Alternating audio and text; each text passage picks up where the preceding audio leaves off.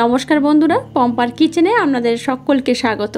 এই গরমে একটু তৃপ্তি পাওয়ার জন্য আজ বানাবো আঙুরের আইসক্রিম।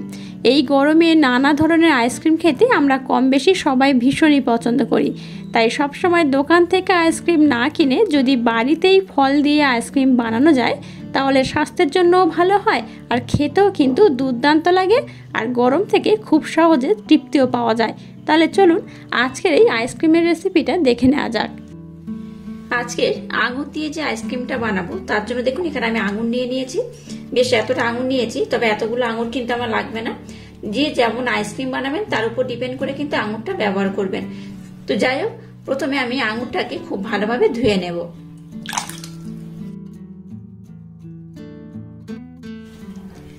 আঙুরটাকে প্রথমে এইভাবে জল দিয়ে খুব ভালোভাবে ধুয়ে নেব।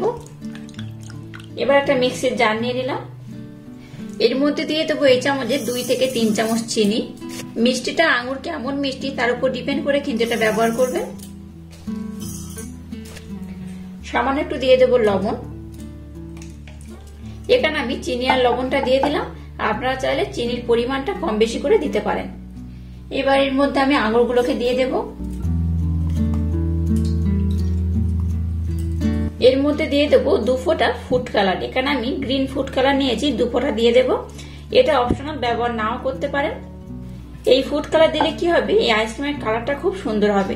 তো এটা যেহেতু খাওয়ার ফুড কালার, খুব একটা ক্ষতিকারক নয়, তাই এখানে আমি ফুড কালার ব্যবহার করলাম।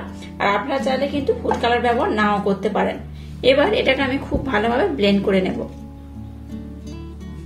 এবার দেখুন একটা ছাঁকনি নিয়ে নিলাম, আর যে আঙুরগুলোকে আমি ব্লেন্ড করলাম সেটার মধ্যে দিয়ে দেব। এর মধ্যে দিয়ে খুব ভালোভাবে আমি ছেঁকে নেব। এইভাবে ছেঁকে নিলে আঙুরের যে খোসাগুলো রয়ে যায় সেটা কিন্তু বাদ পড়বে, একদম পিওর জুসটা আমরা পেয়ে যাব। আচ্ছা, আবারও বলছি, আমরা চাইলে কিন্তু এখানে ফুড কালারটাকে অ্যাভয়েড করতে পারেন।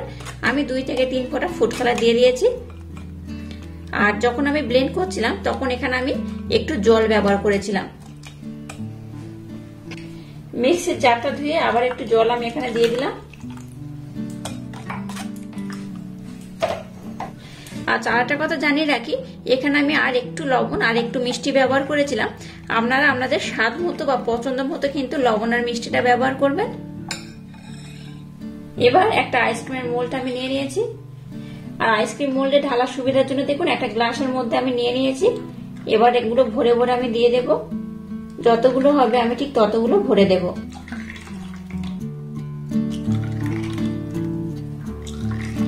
দেখুন আমি যতটা জুস বানিয়েছি তাতে আমার কিন্তু এই স্বাদটা হয়েছে। যাই হোক, আমরা চাইলে কিন্তু কম বেশি করে এটাকে বানাতে পারেন। এবার নিয়ে নিয়েছি একটা ফয়েল পেপার। ফয়েল পেপার দিয়ে এটাকে এইভাবে আমি কভার করে দেব। আপনাদের হাতের কাছে এরকম ফয়েল পেপার না থাকলে একটা প্লাস্টিকও ব্যবহার করতে পারেন। আর এইভাবে একটু হাত দিয়ে চাপ দেব যাতে আমি কিন্তু এই যে মুখগুলো আমি দেখতে পাই বা বুঝতে পারি। যেহেতু আইসক্রিমের মোল্ডের মধ্যে কিন্তু আমার এখানে কাঠি লাগাতে হবে, তাই এইভাবে আমি করে নিলাম। এবার দেখুন এখানে কিন্তু সরাসরি মোল্ডের কাঠিগুলো আমি দেব না, একটু পরে ব্যবহার করব। এখন দিলে কি হবে, কাঠিগুলো কিন্তু একদম মিডিল পয়েন্টে পড়বে না। এটাকে ডিপ ফ্রিজে 1 ঘন্টার জন্য রেখে দেবেন। 1 ঘন্টা কিংবা আধা ঘন্টা পর দেখবেন এটা কিন্তু একটু হালকা জমে যাবে, তখন কিন্তু এটার মধ্যে কাঠি দিয়ে দেবেন, তাহলে খুব ভালোভাবে একদম মিডিল পয়েন্টে যাবে। তো যাই হোক, এটাকে আমি এখন ডিপ ফ্রিজে আধা ঘন্টার জন্য রেখে দেবো। আধা ঘন্টা অথবা 1 ঘন্টা পর আমি কাঠিগুলো লাগিয়ে দেবো। আর আইসক্রিমটা খুব ভালোভাবে জমে যাওয়ার পর আমি আপনাদের দেখিয়ে দেবো আইসক্রিমটা কত সুন্দর জমেছে। দেখুন আইসক্রিমটাকে আমি ফ্রিজে রেখে দিয়েছিলাম 5 থেকে 6 ঘন্টার জন্য, যেটাকে আমি ওভারনাইটের জন্য রেখে দিয়েছিলাম। মর্নিং এ আমি আপনাদের দেখাচ্ছি, দেখুন এটা কেমন হয়েছে। উপরে কাগজটাকে আমি উঠিয়ে নিলাম।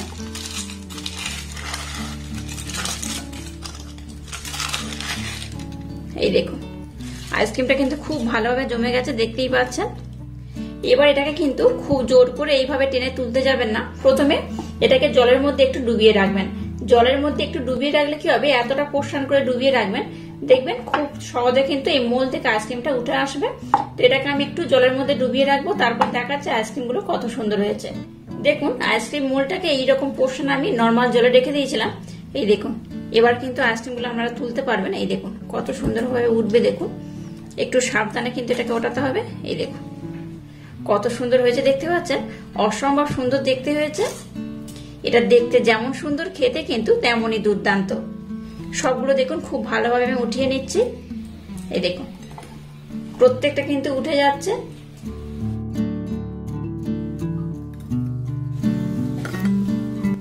দেখুন আইসক্রিম গুলো কত সুন্দর দেখতে হয়েছে। দেখুন এই দেখুন, দেখতেই পাচ্ছেন এখন কিন্তু বেশ গরম পড়ে গেছে। রাত্রের দিকে একটু ঠান্ডা থাকলেও দিনের বেলা কিন্তু বেশ গরম। তো এখন কিন্তু টুকটাক আইসক্রিম খাওয়াই চলে। তো আইসক্রিম খেতে কম বেশি আমরা সবাই ভীষণই পছন্দ করি।